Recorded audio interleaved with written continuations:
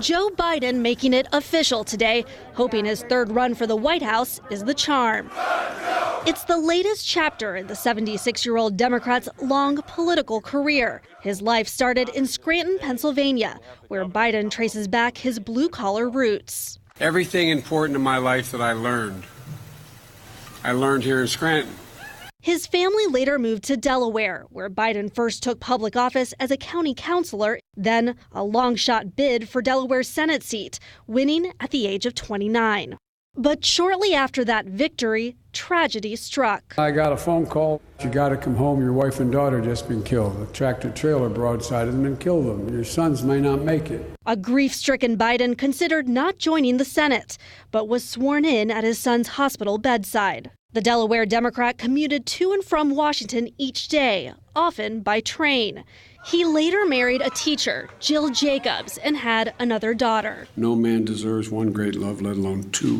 Biden went on to serve 36 years in the Senate. Ted Kaufman was Biden's chief of staff for nearly 2 decades, witnessing the highs and lows of his career up close. He's got character. A lot of character comes with age, but a lot of character comes from being through incredibly difficult times. So he's very comfortable in his skin. In 1987, Biden launched his first run for president. As today, I announce my candidacy for President of the United States of America. But his campaign tanked after charges of plagiarism. 20 years later, Biden made a second run for the White House, but after a poor showing in Iowa, dropped out again, later landing in a different spot on the 2008 Democratic ticket. The next Vice President of the United States of America, Joe Biden. The oftentimes blunt Biden at President Obama's side as vice president for 8 years.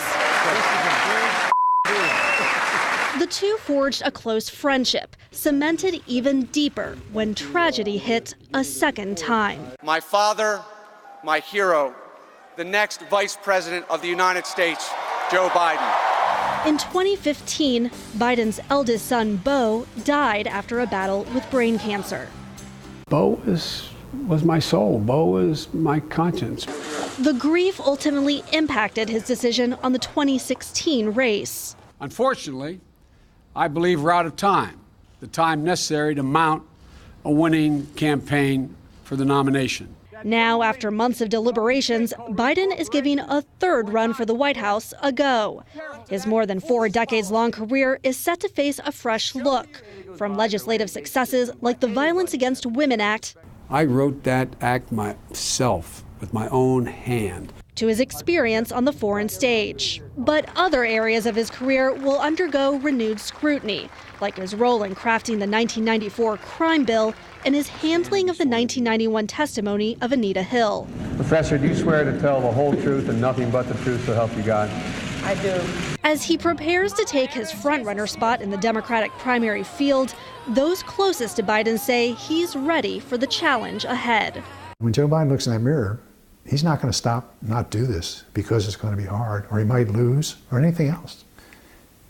He does it because he won't feel right about himself. Now, Joe Biden has already earned some high-profile endorsements. His home state Senator Chris Coons from Delaware, he's endorsed him this morning, as well as Pennsylvania Senator Bob Casey. Just a few of the high-profile endorsements that they are going to be rolling out in these coming days as they're trying to show these signs of strength for Joe Biden as he's currently the front-runner. One big question is, will he be able to maintain that front-runner status through these primaries and get to that general election matchup against President Trump? John and Allison. All right, Arlette signs for us in Wilmington, Delaware. Arlette, thanks very much. Joining us now to talk about this big moment in the race, David Gregory, CNN political analyst, Jeff Zeleny, CNN senior Washington correspondent, Nia Malika Henderson, CNN senior political reporter, and Jonathan Martin, national political correspondent for the New York Times, also a CNN political analyst. And David Gregory, in the news this morning, not just that Joe Biden got into the race. We knew that was coming, but the way that he got in the message with which he chose to enter the race. We will not forget Charlottesville. He says the soul of the nation is at stake. Right, and I think that was using this iconic moment of Charlottesville as a cudgel against President Trump, saying to primary voters that this is who Trump is, that we have to take the fight to him, and that Trump is counter to what America is. So it wasn't about personal biography. People know who Joe Biden is and what he's been in politics. And it was also a message designed to reach out to the progressive wing of the party, to minority voters, to young, socially conscious voters, to say, this is what matters. Questions about race baiting, about immigration. That's where we have to define this race. And that even though Biden, doesn't represent the future, right? You always think about going forward in politics, not backward. He's essentially saying, I am uniquely qualified to get off the bench and stop the madness of Donald Trump as president. And as David Axelrod said in the last hour, if there's a stature gap here, he wants to exploit that, to immediately become the front runner, to suggest, look, I can do this. It's me, Joe Biden, and then there's everybody else in the Democratic field. Yeah, so Jonathan Martin, there was reporting that behind the scenes, his team was trying to debate what their first video would look like, what the message would be. And it seems as though they decided to go for the jugular with going right to the Charlottesville images. Yeah, we had a story on Tuesday night reporting that one of his new ad people, who's known for his creative spots, for example, he did the MJ Hager spot, which you guys have seen, of course, on the air, Mark Putnam, created kind of a Scranton Joe video showing Biden at his old house in Scranton. And that was more biographical in nature. That didn't go over that well with the Biden team and Biden himself. They wanted something that was more in this moment. And Biden is passionate about the events in Charlottesville, and he's been consumed with this for the last couple of years, plugging John Meacham's book at every turn around the country the last year. And that's why they ran this spot that was created by Mike Donilon, his longtime advisor, that gets at what Biden is really passionate about, but that also doubles as something else, guys, and that is going over the Democratic primary nitty-gritty and focusing his party's voters on what they are most consumed with, which is Trump and beating Trump. And it also has the added effect of saying this is not a normal election, because if it was a normal election, he wouldn't be an obvious candidate. His whole case is this is a national emergency campaign, and that's why you need me in this moment. We need to win.